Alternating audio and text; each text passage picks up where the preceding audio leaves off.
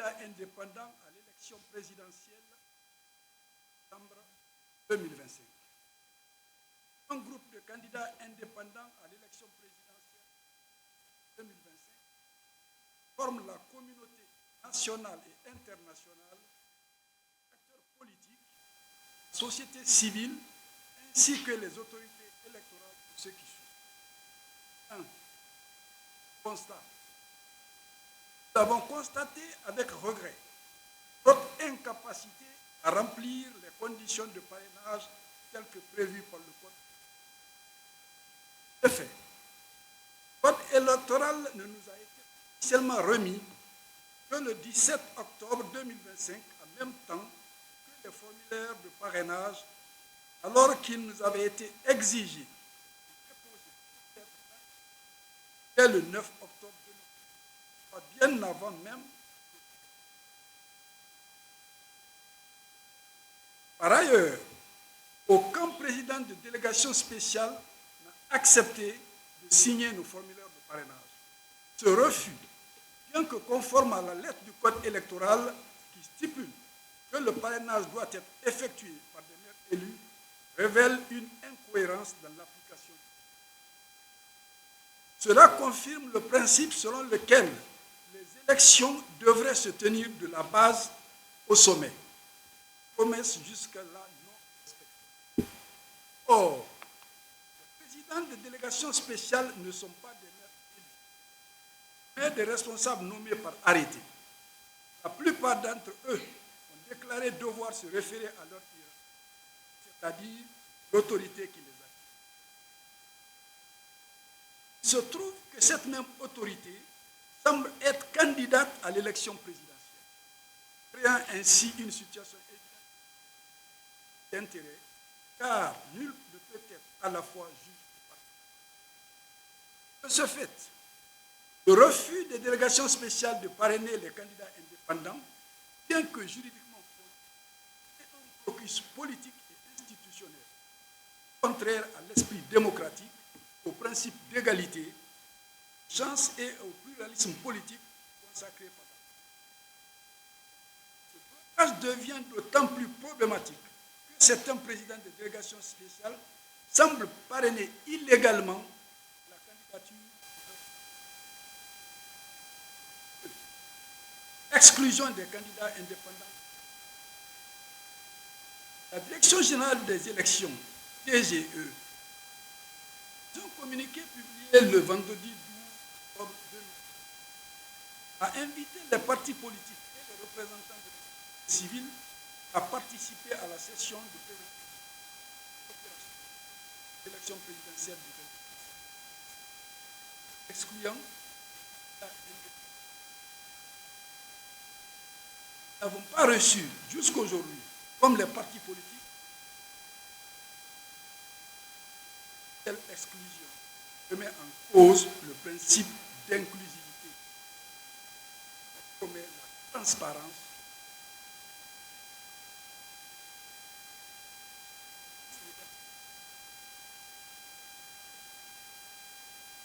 aux candidats à l'élection présidentielle peut être parrainé un certain nombre de maires représentant les collectivités.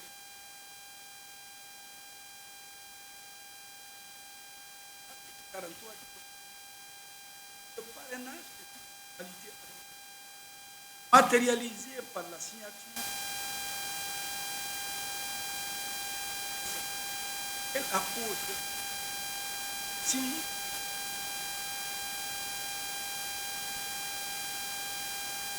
citoyen devant la loi et on voit à un traitement stable. 4. Demandons une révision immédiate des conditions de parrainage afin qu'elles soient accessibles à tous les candidats, notamment aux indépendants. 2. La reconnaissance du parrainage citoyen permettant aux électeurs inscrits de parrainer librement le candidat de leur choix. 3. La suspension du parrainage institutionnel par les délégations spéciales tant que les maires élus ne seront pas en fonction. 4. L'ouverture d'un dialogue inclusif entre le directeur général des élections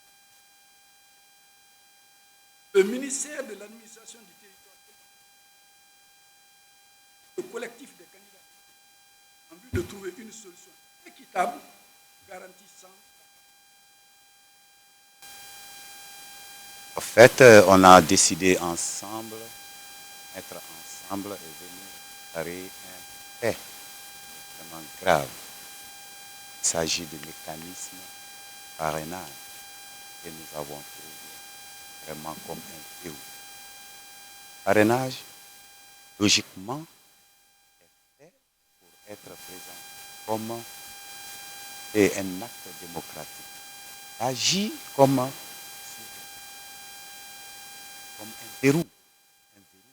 Quand les candidats indépendants doivent venir quémander leur légitimité aux différentes délégations spéciales déjà nommées par le pouvoir, ça cesse d'être un parrainage, mais un filtre politique qui dénature, si vous voulez, la démocratie. Donc c'est cette indignation que nous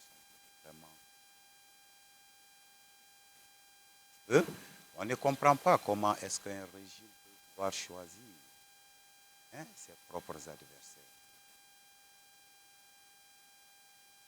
Donc, c'est pourquoi nous sommes venus attirer l'attention nationale et internationale afin que nous soyons rétablis dans nos droits et que nous puissions prendre part à cette élection. Nous avons été vraiment minimisés dans cette procédure parce que je ne peux pas comprendre que l'institution en charge des élections puisse inviter les structures de la société civile et les partis politiques un compte rendu, si vous voulez, du chronogramme de l'élection et ignorer les candidats indépendants qui sont retenus sur la liste.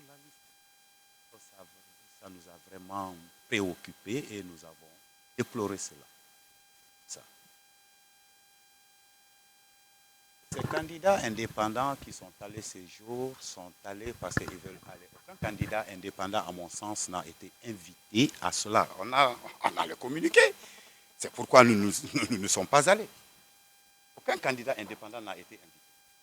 On dit les partis politiques et les organisations de la société civile. C'est clair là.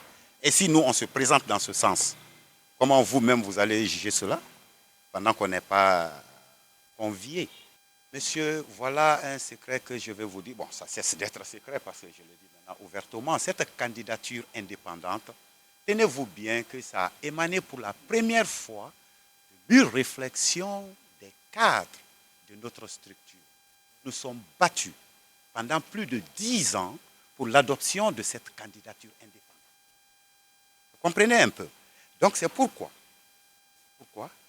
nous sommes en train d'aller pour que cette candidature indépendante soit quelque chose vraiment d'effectif. Voilà. Si aujourd'hui on parle de candidature indépendante, je crois que les autorités du CNT, il y a d'autres journalistes qui sont là, qui sont témoins. Nous nous sommes battus plus de 10 ans pour cette adoption, pour l'adoption de la candidature indépendante. Et tenez-vous bien, notre préoccupation était axée sur 3 points. La candidature indépendante, l'offre politique, la vulgarisation. Mais bon, dans cette lutte, s'ils nous font obtenir cette candidature indépendante, et puis on nous met un verrou devant, ça devient une mise en scène démocratique. C'est un abus de pouvoir déguisé en procédure. Et nous déplorons.